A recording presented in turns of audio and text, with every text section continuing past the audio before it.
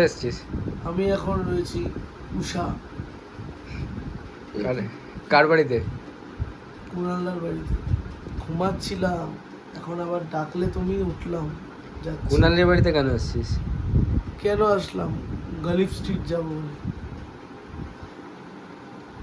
কুণাল, এখন বাজছে ভোর 5:30।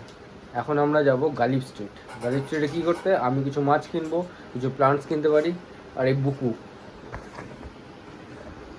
বুকু কিনবে। কি কিনবে বুকু? টিকটিকি। বুকু একটা রাশিয়ান টিকটিকি কিনবে। দেখা যাক পাওয়া যায় কিনা। কুণালদা কি বলছো? কুণাল, কিছু পুষবি গালিফ স্ট্রিট থেকে? না, আমি জাস্ট ফার্স্ট টাইম যাচ্ছি, এনজয় করব।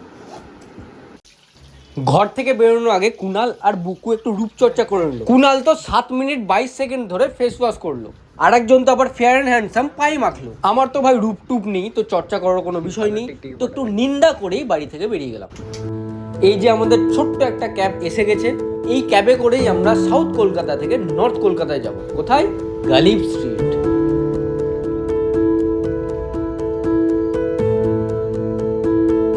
এই শ্যামবাজার 5 মাথা মোড় থেকে টালা ব্রিজের দিকে যেতে হবে, মানে ঘোড়ার লেজের দিক দিয়ে গেলে লেফট সাইডে যেতে হবে। শ্যামবাজার মেট্রো স্টেশন থেকেও 2-3 মিনিট ওয়াকিং ডিস্টেন্স। এই যে এই গলি দিয়ে গেলে সিধা ডগ বা ফিশ মার্কেটে গিয়ে উঠবে, আর সামনে আছে টালা ব্রিজ। টালা ব্রিজে ওঠার আগে বাঁদিক নেবে। মোটামুটি সকাল 7টার মধ্যে আমরা পৌঁছে গেছি গালিফ স্ট্রিট। স্ট্রিট শুরু হচ্ছে প্রথমে পাখির মার্কেট দিয়ে।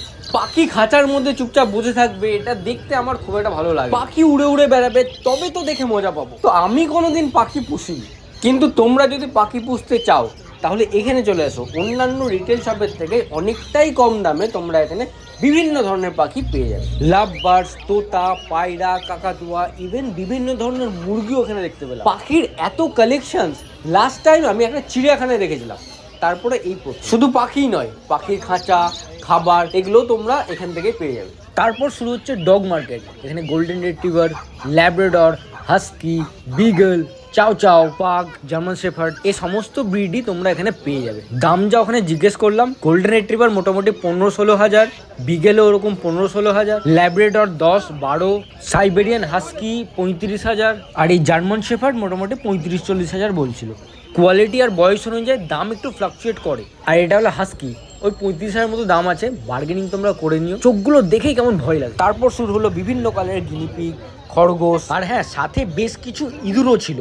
বুকুকে বললাম টিকটিকিটি ছাড়, তুই বরং ইঁদুর পোষ, কিন্তু বুকুর টিকটিকি চাই। টিকটিকির প্রতি বুকুর একটা আলাদাই প্রেম। তো তোমরা খরগোশ বা ইঁদুরও যদি বাড়িতে রাখতে চাও সেটাও তোমরা এখান থেকে পেয়ে যাবে। এখানে আবার খরগোশের সাথে গিনিপিগ গল্প টল্প করছে আর কি। স্পেশালি ইঁদুরগুলোকে কিন্তু আমার বেশ কিউট লেগেছে। আরেকটু এগিয়ে যাওয়ার পর দেখতে পাই বেশ কিছু পায়রার কালেকশন। পায়রা যারা ভালোবাসো এখানে একবার এসো, এখান থেকে পায়রা কিনে নাও, তারপর ঘরে রাখবে না উড়িয়ে দেবে সেটা তোমার বিষয়। তারপর শুরু হচ্ছে অ্যাকোরিয়ামের দোকান।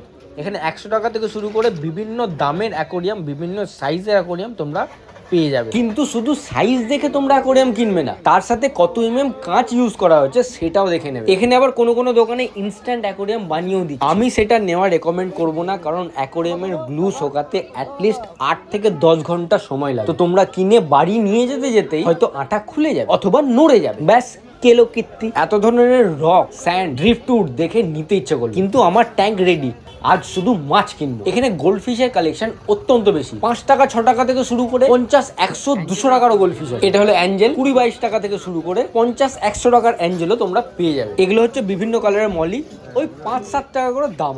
আর বেটা ফিশের কালেকশন, যাকে আমরা ফাইটার বলি, আর মাত্র 40-50 টাকায় ভালো কোয়ালিটির বেটা ফিশ পেয়ে যাবে। তারপর কিছু অ্যাকোয়াটিক প্লান্টসও দেখলাম, ওই 20-30 টাকা থেকে শুরু করে 100, 150, 200, 300 টাকারও বান্ডিল আছে। ওই গাছের উপর ডিপেন্ড করছে আর কোনটা সয়েল লাগে, কোনটা সয়েল লাগে না, কোনটায় CO2 লাগে। কেনার আগে এগুলো জেনে নেব। আমার কিন্তু প্লান্টেড ট্যাঙ্ক রেডি, তবু এখান থেকে কিছু মস আর একটা মন্টি কার্লো নিয়ে নিলাম। মন্টে কার্লো হচ্ছে কার্পেট প্লান্ট, যেটা কার্পেটের মতো পুরো অ্যাকোরিয়াম ছড়িয়ে। সাথে একটা টুইজার আর একটা ওয়াটার হিটারও কিনে নিলাম। আর এই আন্টির কাছে আমরা 200 গ্রামের একটা মাছের খাবার নিয়েছি। এবার হলো আমার মাছ কেনার পালা। দেখো এখানে গোল্ডফিশ, দেখো যেখানে তাকাই সেখানে গোল্ডফিশ। এখানে বেশ কিছু অ্যাঞ্জেলসও আছে, আর এটা উইডো টেট্রা, যাকে গ্লো ফিশও বলা হয়। এখানে কিছু রেড ক্যাপ গোল্ডফিশ, সাথে কই ফিশও দেখতে পেলাম। এখানে এলে অ্যাটলিস্ট একটা অ্যাকোরিয়াম বাড়িতে রাখতে তো ইচ্ছে করবে। এগুলো হচ্ছে চিকলিট, ওই 15, 20, 30, 25 এরকম রেটে তোমরা পার পিস পেয়ে যাবে। আর এই গাপ্পিগুলো 100 থেকে 150 টাকা ডজন তোমরা পেয়ে যাবে। আর এই যে টাইগার ফিশ, ওটাও মোটামুটি 100 থেকে 150 টাকা ডজন তোমরা পেয়ে যাবে। টাইগার বা চিকলিট আমি নেবো না, কারণ এরা একটু এগ্রেসিভ হয়। আর আমি বানাচ্ছি কমিউনিটি ট্যাঙ্ক, যেখানে ন্যানো ফিশ থাকবে।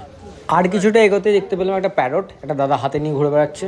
এই সমস্ত জায়েন্ট ফিশ বাড়িতে রাখতে গেলে অ্যাটলিস্ট 5 থেকে 6 ফিটের ট্যাঙ্ক লাগবে। এই নিচে গামলায় যে মাছগুলো বিক্রি হচ্ছে সেগুলো কম্পারেটিভলি আরো সস্তা লাগলো। আমার অলরেডি ফিশ কেনা হয়ে গেছে, এবার গেলাম কিছু শ্রিম্পস দেখতে, মানে ওই চিংড়ি আর কি।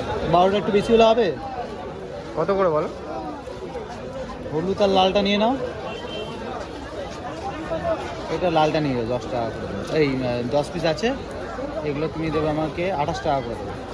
ইতিমধ্যে কুনাল অস্বাভাবিক ভিড়ে অস্থির হয়ে বাড়ি যাওয়ার বায়না করল। তো আমরাও বললাম ঠিক আছে, আজকের মতো এই পর্যন্তই, আসছে বছর আবার হবে, মানে নেক্সট উইকে আবার আসবো। কিন্তু আমার এত জলদি ফিরতে ইচ্ছে করছিল না, তো কুনাল আমাকে 4টে খিস্তি দিল। তো বললাম ঠিক আছে বেরোচ্ছি, কিন্তু ফেরার আগে এই ডিসকাসগুলো আর আরবানার ভিডিও আমি করে নিলাম। বড্ড এক্সপেন্সিভ, এগুলো হচ্ছে জায়েন্ট ফিশ। আগে একটা 6 ফিটের অ্যাকোয়ারিয়াম বানাও, তারপরে এ সমস্ত জায়েন্ট ফিশ নেওয়ার কথা ভাববো। আজ আর গাছের সেকশনটা যাওয়া হলো না, কিন্তু জলদি আসবো। তো স্টে কানেক্টেড। বেরোনোর আগে 3জন 1 কাপ করে চাও খেয়ে নিলাম। এই যে আমার মোটামুটি কেনাকাটি ডান। 3টে প্যাকেটে 3 ধরনের মাছ নিয়েছি। এই যে আমার 2 ফিটের ট্যাঙ্ক, যেখানে প্লান্ট অলরেডি গ্রো করছে আর জলটাও সিজন হয়ে গেছে।